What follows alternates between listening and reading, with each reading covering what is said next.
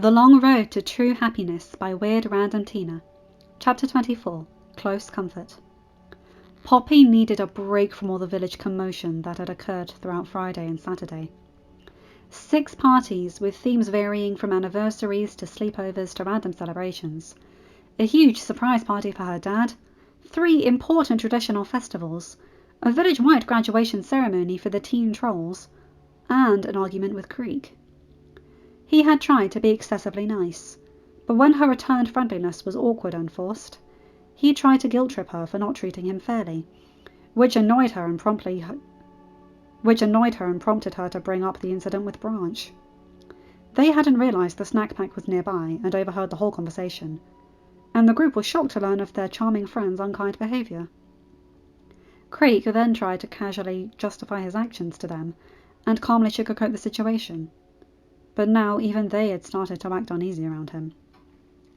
Letting herself into the bunker an hour before noon, Poppy found Branch cleaning his dining area. But it looked like the grey troll was running low on energy. She pointed this out, and he admitted he was quite tired. Poppy frowned sympathetically. "Oh, I'm sorry. Is now a bad time to stop by?" "No, it's fine. You're welcome to stay. Although I doubt I'm going to be very productive today." Branch decided not to explain the reason for his lack of sleep. He had suffered from a nightmare about being hunted by a Bergen, followed up by one about Poppy wanting nothing to do with him. "I was just going to read some books or something. I hope that's okay." "Yeah, of course that's okay. Honestly, I'm kind of tired too. It's been crazy in the village this weekend. A little too crazy, even by my standards. So how about you and I be not productive together? Sound like a plan?" Branch chuckled. "I wouldn't classify that as a plan, but sure. Sounds good regardless." "It is so a plan. Deciding to do nothing is still technically a plan. It's a plan to do nothing." "Only you would think about it like that." "You know it." Ending their teasing banter, the 2 trolls settled onto the couch and played some Strike 5. After a couple of lazy, non-competitive games, they switched to reading. Branch lying down with his head against the armrest, and Poppy sitting up at the other end by his feet. She was intently focused on her book for a couple of chapters, and then, by the time she glanced over at her companion, he was asleep, his book draped open over his chest. The pink troll set down her own book and gazed at her dear friend. He always looked so peaceful when he was sleeping. This reminded her of a couple of days ago, when she had woken up snuggled into his side. It had been a very, very nice thing to wake up to. Branch was so cuddly, so gentle, so sweet, so handsome. Deciding to let him nap, she carefully marked the spot in his book and placed it on the table. Then, with one final warm glance at him, she got up to take a walk around the bunker. Sure, she'd been through it many times now, but never got to take her time and actually get a close look. After investigating the main living room and the kitchen, she wandered down the hallway. His medicinal room, gym, and storage area looked pretty much the same as the last time she saw them. His painting room hadn't changed either, but she still wanted to take a second look at his artwork. Now that Poppy had a better understanding of Branch on a personal level, the dark context gave off a whole different feel. He wasn't depressed because he was painting dark scenes. He was painting dark scenes because he was depressed. They were his way of venting his emotions, kind of like how she massed scrapbooks when she's stressed out. With that new knowledge, viewing the paintings made Poppy's heart ache even more, as she stood surrounded by vivid illustrations of all the internal pain he's experienced throughout the years. However, one decent-sized painting on the far side of the room caught her eye. One that had definitely not been there before. Her eyes were attracted to it, because it was the only one with some distinctive colours. bits of bright blues, pinks and whites to name a few, with a giant patch of yellow and orange in the centre. Even from halfway across the room, Poppy could already distinguish what it was. The Sunday night campout with the snack pack! The Sunday night campout he had attended with her and the snack pack! Standing directly in front of it, she almost squealed, barely covering her mouth in time to muffle the noise. There was the night sky, complete with actual constellations instead of random dots as she would have done, the surrounding forestry in the background, and all the campers sitting on logs, organised in a horizontal line rather than a circle, with himself and her in the centre. The calm flames were located in front/below them, gently swirling up, between and around the campers. Some trolls held snacks, others held a marshmallow stick. Poppy was astounded by the accuracy of her and him. From a few steps back, it could be mistaken for a photo.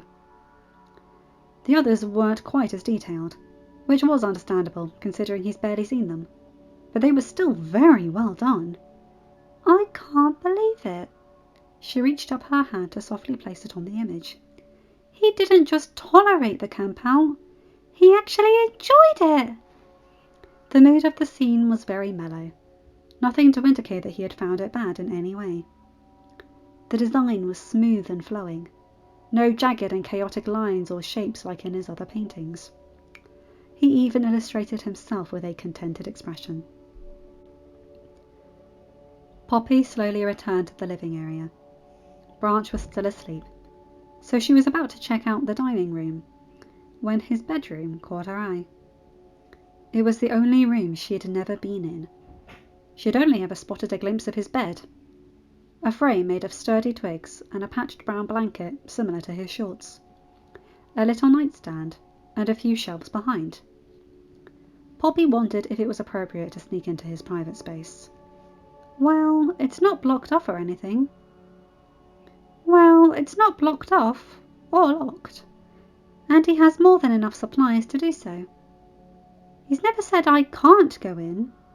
There has just never been no reason for me to, minus me giving him that quick hug. But I didn't have a chance to see anything then. Making up her mind, the princess tentatively peeked in. Like his kitchen, it was a quaint little area. On one side, there were more shelves, a few closed-in cupboards, and a narrow closet filled mostly with more leaf vests and patched shorts, plus a few items for colder weather. Peeking to the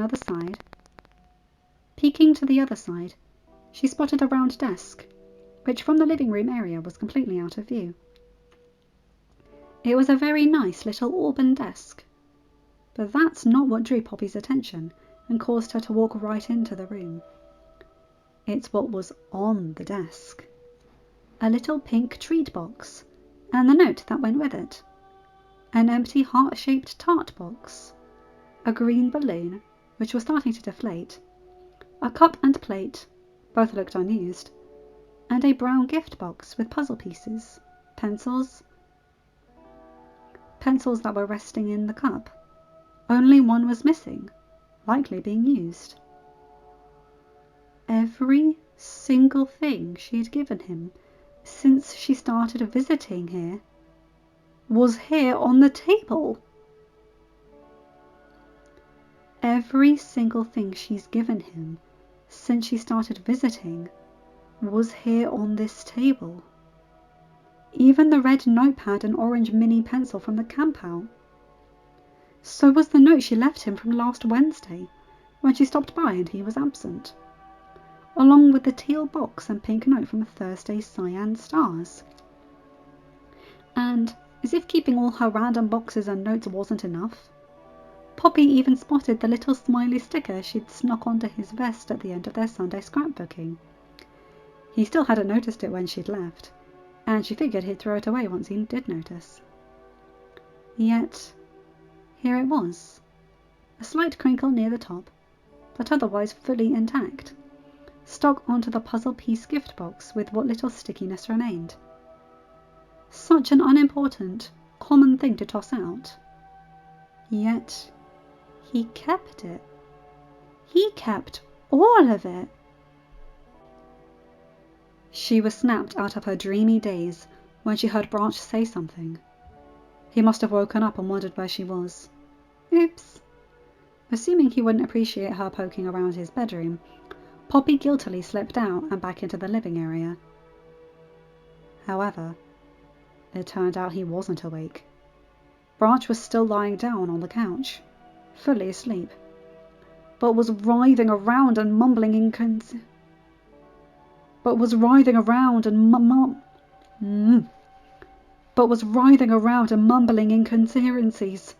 He must be having a bad dream. She intended to wake him up from it, but before she could make it over to the couch, he screeched, "No!" and jolted himself awake, instantly sitting upright. At that moment, Poppy bolted over to him. His breathing was fast and heavy, and his gaze flew all around the place. "Branch! Branch! It's okay. It's okay. It was a bad dream. You were having a bad dream." Poppy? His voice was trembling as much as his body, and he looked like he was about to cry. "Oh, Branch. It's okay." She curled her arms around his head and pulled him close to her. With a little hesitation, his arms wrapped around her torso and squeezed her tightly, pressing his face into her chest. "You're okay. I'm here. I've got you." Poppy continued holding him, murmuring occasional comforting words, while he held on to her as if his life depended on it. His grip was almost hurting her ribs, but she wouldn't dare say so. It took a few minutes for her to hear his gasping breaths and stifling sobs finally subside, and to feel him relax against her. But as quickly as he relaxed, Branch wrenched himself away from her, roughly wiping at his dampened eyes. "Sorry." "For what? For what?" "For behaving like a scared little trolling over a stupid dream." "Hey, there is no reason to put yourself down. It's much more than just some stupid dream. Besides, everyone at every age has bad dreams from time to time. Hey, just last year, I had a dream about disappointing the whole village, and I woke my father up in the middle of the night for comfort. You have nothing to be ashamed of, Branch. Besides, like I've said before, I'm here for you in any way you need me." He nodded along with her words, but this time he looked like he was actually considering them instead of dismissing them. Poppy paused for a moment. "Speaking of which, do you want to talk about it?" "Not really. It was just to do with my past." That was partially true, but he was leaving out one crucial detail. It was Poppy who was about to be taken by a Bergen, and Branch was the one desperately trying to warn her. She wasn't far away from him, yet she couldn't hear him. When he had tried to run and save her, despite the small distance between them, and the Bergen's hand closing in at a snail's pace, he somehow couldn't make it in time. It took her. "Do you have jolting awake nightmares like this often?" "I guess. I don't know. 1 or 2 a week, give or take." 1 or 2 a week? She hasn't had as many nightmares in her entire life as he's had in half a month." Poppy's heart ached at the mere information. She couldn't even imagine how Branch felt having to deal with that kind of stress firsthand, almost all the time. And here he was stating it so casually. She rested her hand onto his shoulder, leaning in close to murmur, "Is there any way I can help?" Branch's response was a whisper. "You just being here helps a lot. I've been having fewer nightmares since we started spending time together." Poppy's wide smile was brimming with affection. That's all she'd ever wished for these years. To help him in some way. To make him feel the tiniest bit better. For him to finally be willing to open up his locked doors to her. Instead of bringing him into another hug, she settled herself on the empty side of the couch. Poppy held out her arm toward him, welcoming him to join her if he wished. Instantly, Branch scooted over, but instead of sitting near her, he snuggled right up against her, allowing his face to rest between her shoulder and cheek. Her one arm was around his upper back, enjoying the fuzziness of his leafy vest. Her other hand reached across to gently caress his cheek with her thumb. At her touch, he unashamedly wrapped his arm around her waist. While Poppy was well aware Branch had improved significantly in the affection department, she was astonished that he was so eager to cuddle. She didn't even suggest it. He just did it on his own. He could have sat near her, or held her hand, or not moved at all, or done literally anything else. Yet he chose to cuddle. He's probably still out of sorts from the dream. But either way, she was definitely not complaining. After a few seconds, Poppy began humming a soothing tune. Part of Branch still felt foolish for acting so meek. But another part of him didn't give a hair and was content to have an appropriate excuse to be this intimately close to her. It was pure heaven. No matter the scenario, no matter how rotten he was feeling, Poppy's beautiful compassion could always dull his pain. He had never been so relaxed as he was right then. It was as if his entire body had turned to jello. Branch began to doze off as a result of her lovely melody, her soft pink finger stroking his cheek, her sweet strawberry lilac scent. Gradually, his arm around her waist loosened, and his breathing became a light snore. But Poppy continued to hum her tune anyway, hoping it would calm her as easily as it had calmed him. I feel so bad for Branch. No wonder he always looks so worn out. And here we all believed he was choosing to be unhappy. All this time, his anger and negativity was masking sadness and fear and loneliness and weariness. He didn't know how to deal with it. And neither did I. She felt tears forming in her eyes. How many times has he woken up from a terrible nightmare and had to suffer alone? Far too many. Hundreds. Poppy held her sleeping friend tighter at the heartbreaking thought, a tear escaping down her freckled cheek. Branch slowly blinked open his eyes. He was lying down on the couch again. His soft sandy brown pillow was under his head, and he was comfortably cocooned in one of his grey quilted blankets. Poppy was nowhere to be seen. After a stretch and a yawn, Branch sat up, still groggy, but feeling much more alert than he had earlier.